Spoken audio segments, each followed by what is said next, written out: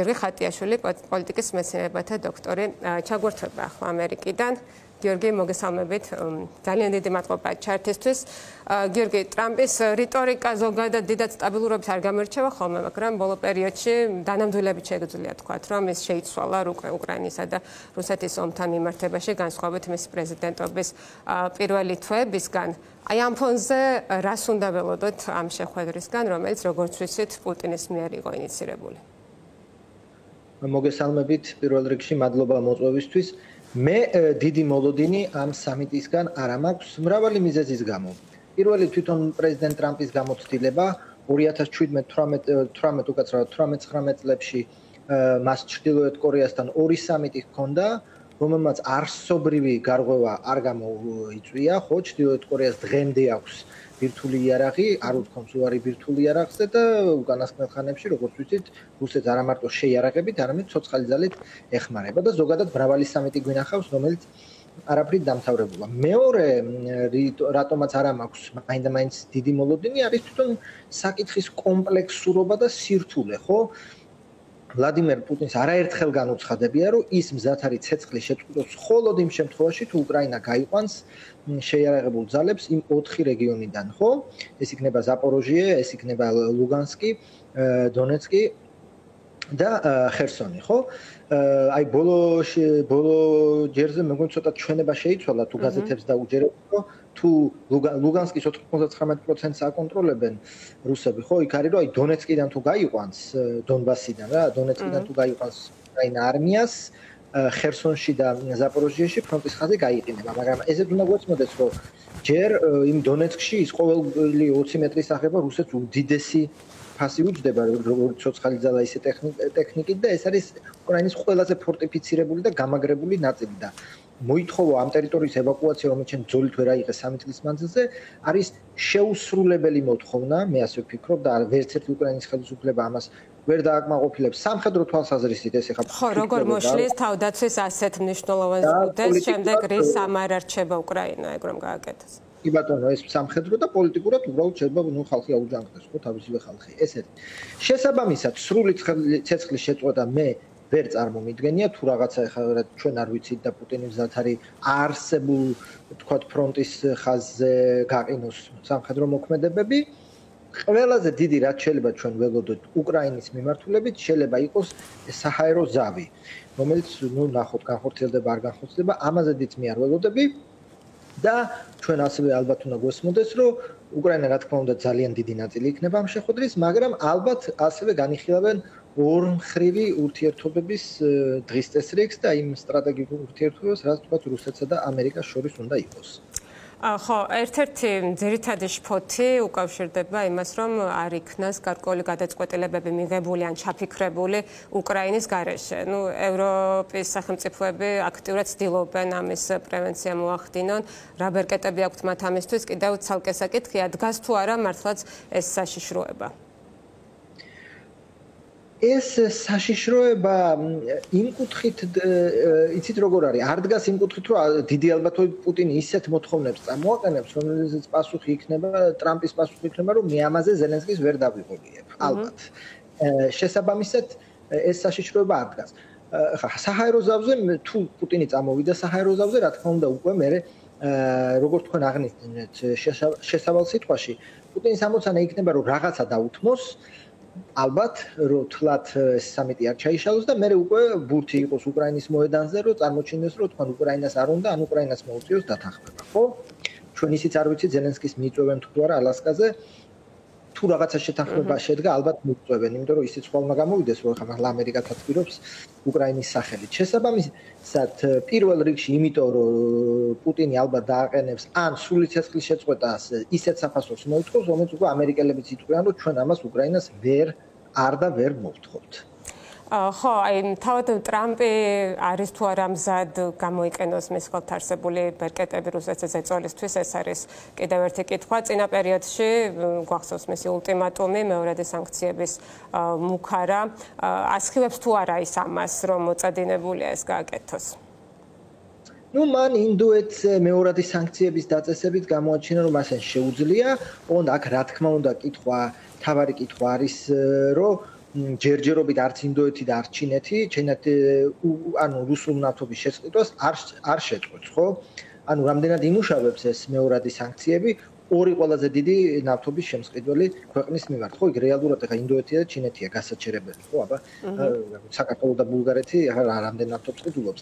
შესაბამისად ეს არ აღმოჩნდეს ასე ვთქვათ ცარიელი გასროლა, ხო? ეხლა ამერიკამ ეს სატარიფო ვთქვათ ბერკეტი თუ გამოიყენა და ამან შედეგი არ გამოიღო, მე უფრო რთულად იქნება საქმე. ამიტომ ჯერჯერობით თხილი ნახევრად თხილი მიდგომა იყო, ხო, ინდოეთს დაუწესეს 25% არსებულ ტარიფებზე ზემოდან და დაახლოებით 50%-ია, ხო, ეხლა სატარიფო თურთი ინდოეთზე, ჯერჯერობით ინდოეთი უკან არიხებს და პირიქით, ხო? ინდოეთი გაბრაზდა, განაწყენდა თქვა რომ ეს ჩვენ ეროვნული ხო დაახლოებით ნავთობის 40-დან 50%-მდე რუსეთიდან ყიდულობს და ეხლა ქვეყანას მოსთხოვო რომ შენ შეწყვეტი ამ ნავთობის შესყიდვა, ესე იოლად არ გამოვა და აქ საფრთხე არ იყოს რომ თქვა ინდოეთი, ჩინეთ, რუსეთის ალიანსი თუ არა რაღაცა კოოპერაცია ჩამოყალიბდეს აი ამ ტარიფების ნიადაგზე. გიორგი, აი თუ ვერ იქნა მიღწეული რაიმე ტიპის მნიშვნელოვანი შეთანხმება, თუნდაც სრულფასოვანი დროებითი ცეცხლის შეწყვეტა. თავად ტრამპის იმიჯისთვის ეს არ იქნება დამაზარალებელი, იმიტომ რომ კი, სამიტები მნიშვნელოვანი ადრეც ყოფილა, მაგრამ ამ ვითარებაში ძალიან დიდი სონია, ხო, მაინც ამ სამიტზე პოლიტიკურად. რაღაცას უნდა მიაქციოს ტრამპმა, თითქოს ასეთი განწყობა. ხო, ნუ განწყობა არის, მაგრამ მე კიდე ერთხელ შეგახსენებთ, რომ მან ვერაფერი ვერ მიაღწია რეალური ჩრდილოეთ კორეასთან, ეხლა შეება რაკეტების გამოცდა შემცირდა. გონია, რომ რაღაცა შედეგი იქნება და ეს ყველაზე მაქსიმუმი, რაც გაზეთებში იწერება, ჯერჯერობით არის ეს საჰაერო ზავი. ხო, სრული ცეცხლის შეწყვეტა მე ვერ წარმომიდგენია, თუ რაღაც პუტინი არ წამოვიდა დათმობებზე და არსებულ ფრონტის ხაზზე არ გაყინა ცეცხლი. მაგრამ აქამდე არ უქნია, ხო, კითხვა არის, აქამდე არ უქნია, ახლა რატომ ისამს, არ ამგონია ტარიფების შიშით, მაშინ ტრამპმა უნდა უთხრას, თუ ეს არ მოხდა, ის მოახდენს, თქვათ, ომის ესკალაციას, ან უკრაინას იმაზე მეც მისცემენ, ვიდრე ახლა აძლევენ. ამის ზაობაც ტრამპის ადმინისტრაციის მხრიდან ჩვენ მაინდა-მაინც არ გვინახავს, ერთადერთი მზაობა არის, რომ ევროპელებმა ჩვენგან იყიდონ იარაღი და ჩვენ ამ იარაღს მივცემთ უკრაინას და ეს ფორმულაც რამდენად სიცოცხლის უნარიანი გამოდგება დრო გვაჩვენებს. აი პუტინის პოლიტიკური ამოცანა რა არის, რა შეიძლება იყოს ახლა ამ კონკრეტულ შეხვედრაზე? ზელენსკი ამბობს, რომ მას სურს მოატყუოს ამერიკა. შესაძლოა მას უნდადეს რაღაც დროის გაწევა. რა შეიძლება იყოს მისი ამოცანა და მის წარმატებად რა ჩაითვლება? პირველი წარმატება უკვე სამიტია, ხო? კაცს, რომელზეც სისხლის სამართლის საერთაშორისო სასამართლოს ორდერია, 3 წლის წინ ყველა უარს აცხადებს, ყველა არა, ნუ დასავლეთ ევროპა მინიმუმ უარს აცხადებდა ხელის ჩამორთმევაზე, იყო იზოლირებული ევროპისგან და ამერიკისგანაც. დღეს აი იმ თავისი ასე ვთქვათ, ეგრეთ წოდებული ვთქვათ, სიჯიუტით ის რომ წინა შეთანხმებებზე არ წამოყვა, ხო, ვთქვათ, უითყოფს, ხო, უითყოფი ბევრი პაკეტით ჩავიდა და ყოველჯერზე უარით გაისტუმრა. ის რო თქვა არ დათანხმდა ცეცხლი არ შეწყვიტა და 3 წელია ომს, მიიღო სამიტი, ხო? ეხლა სამიტი დიდი არაფერი არ არის, მაგრამ პრეზიდენტისთვის, რომელიც იზოლაციაშია, იღებს ამერიკის პრეზიდენტთან სამიტს, ეს უკვე გამარჯვება თუ არა, აღიარებაა, რომ აი ესე იგი მე ჩემი გავიტანე ამ კუთხით.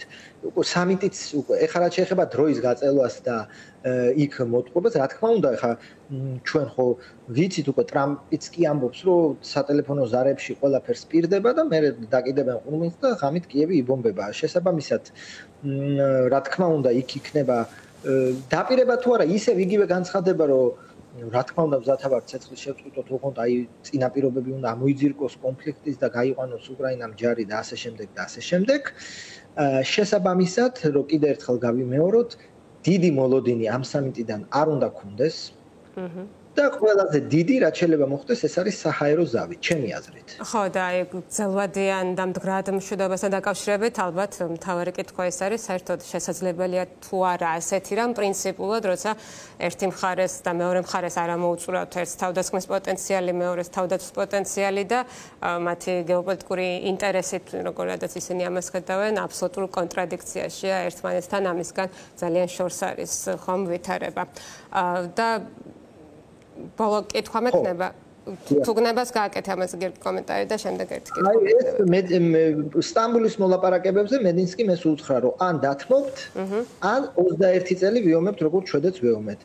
და უკრაინელების კუთხით არის რომ ჯერჯერობით რუსეთს ყოველი 30 მეტრი და 3 სოფელი უჯდება უდიდესი ფასი და ეს თავდაცვითი ომი ჯერჯერობით შეუძლიათ უკრაინელებს იმ დახმარების ნიშნულებით რაც დღეს მიმდინარეობს შესაბამისად თქვენ სწორად ბრძანეთ ხო ორივე მხარე მიიჩნევს რომ ომით მეც მიიღებს ან ნაკლებს დაკარგავს ვიდრე ზავზე წასვლით და ასეთ შემთხვევაში როდესაც ორივე მხარე ხო თქვათ მისი ესეთი საინფორმაციო ან ინფორმაციული ჰორიზონტი არის რომ აი ჩვენ კიდე შეგვწევს ძალა და არც ერთ მხარეს ბრძოლის ველზე არ უგემია ნიშნულოვანი მარცხი რომ ის ზავზე წავიდეს ასეთ შემთხვევაში და როგორც ვიცით ხო ხარ რუსეთის ხელისუფლება არ აპირებს ცეცხლის შეწყვეტას უკრაინის ხელისუფლება ტრამპმა წამოიყვანა ამაზე რომ უპირობო ცეცხლის შეწყვეტაზე თანახმა სამწუხაროდ ეს ომი გაგრძელდება. ხო, თან ცეცხლის შეწყვეტაზე თანახმა, მაგრამ ცხადია უკრაინა და მის პრეზიდენტი შემოსაზღვრულია თავის მანდატით, აი ხალხი აუჯანყდება უწევან ახსენეთ და სადამდე შეუძლია მას წასვლა. ესეც საინტერესოა რა არის დათმობის მაქსიმუმი, რა სივრცეც მას აქვს ამ სიტუაციაში.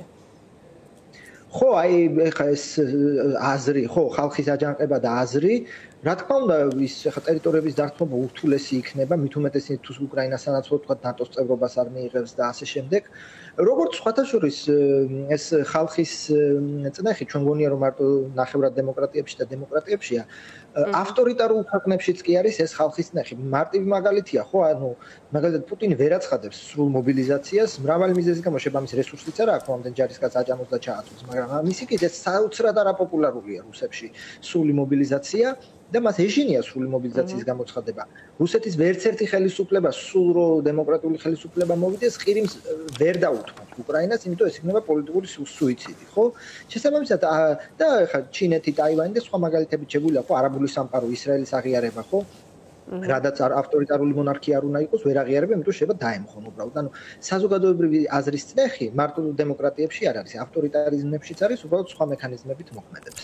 კი ბატონო და ჩვენი საუბრის ბოლოს გიორგი ჩვენს რეგიონშიც სამხრეთ კავკასიაშიც გადმოვინაცვლოთ ცოტა ხნით სომხეთსა და აზერბაიჯანს შორის დადებული შეთანხმება რომელიც წინაპირობა უნდა გახდეს გრძელვადიანი მშვიდობის და ამერიკის ამ ფორმით შემოსვლა სავაჭრო კორიდორის პატრონაჟით ასე ვთქვათ ამერიკული გადმოსახედიდან ტრამპის გადმოსახედიდან რომ გავაანალიზოთ გარდა კომერციულისა რამდენად მნიშვნელოვანი გეოპოლიტიკური წარმატება ამისთვის ეს ხო ტრამპის გამოსახედიდან მრავალ ფრონტზეა წარმატება პირველი მას მიაჩნია რომ მართლა შეარიგა სომხეთი და აზერბაიჯანი ხო ეხა ნუ რეალურად რა მოხდა აზერბაიჯანმა ომი მოიგო და შესაბამისად უფრო იოლი გახდა სამშვიდობო მოლაპარაკებები მეორე ეს კომერციული ინტერესი რომელიც თქვათ იქ ზანგეზურის კონტროლით ამერიკული კომპანიები მიიღებენ და მესამე ხო რეგიონში კიდე უფრო ფესვგადგმა ირანის საზღვართან თქვათ რუსეთის ჩაჩოჩება ამ ხრივ რა თქმა უნდა და პლუს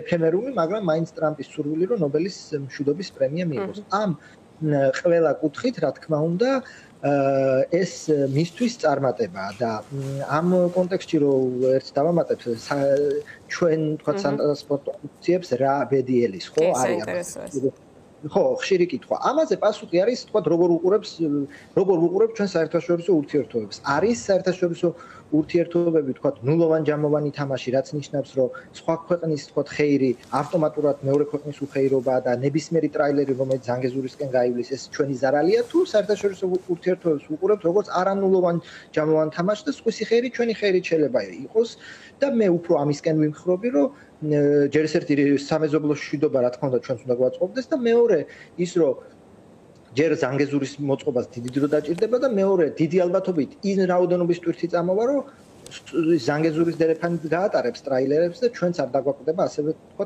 ტრაილერების ნაკადი მე ამის უფრო მჯერა და მგონია რომ ეს იქნება ყველაზე ესეთი ოპტიმალური და კაი გამოსავალი ჩვენთვისაც, სომხეთისთვისაც და აზერბაიჯანისთვისაც. ხო, დეცურად შეცხადია საქართველოსთვის ძალზედ კარგი აგზელვადიანი მშვიდობიანობა რეგიონში ჩვენი პრობლემა სხვა არის და ეს ჩვენს პრორუსულ ხელისუფლებას უკავშირდება. ძალიან დიდი მადლობა გიორგი ხატიაშვილს ეს ამერიკიდან გვერდთვებოდა